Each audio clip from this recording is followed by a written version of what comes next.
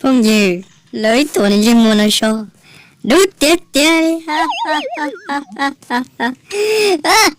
đút tiết đi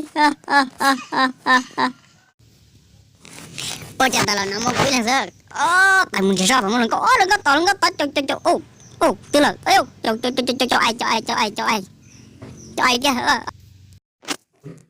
cú giờ itu tuh dah Cina sali, cú mau chồng chơi Cina sali đi cú, thì cú bỏ ít bỏ đó nó Cina, nó cho cái mì chứ, chả đi chơi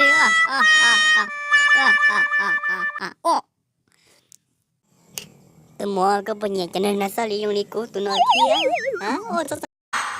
tụi gì mua cầm nhiều cú sali nào bây giờ, tụi gì mua nó có bỏ lê rồi, bỏ lê lo. Kujile, misalnya kulo kata tahu galau cang je, lalu lagi nak galau. Cuma cuma kan ini, yang kau jom cuma thai là si cang di terse. Hai, cái đó chỉ đó cái bỏ đó.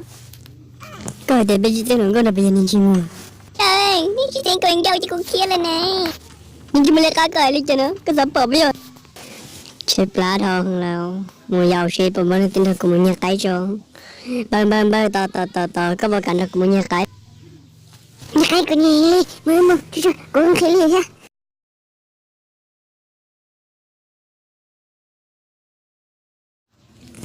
như trong tôi là của mùa giàu của tôi vô giữ một nhà cái cho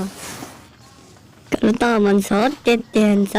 đi trong tới cái tiền đi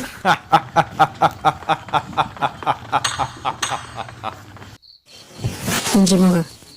các bạn nhìn nào po nào nhìn nào là cũng chơi xem sao các bạn xem hả các bạn xem hả dùng xem này cho phong chơi nó sẽ là bấm like và subscribe thì này lúc chuyện như đó sẽ xin nó cũng mà lên này có trò cá trong sông tàu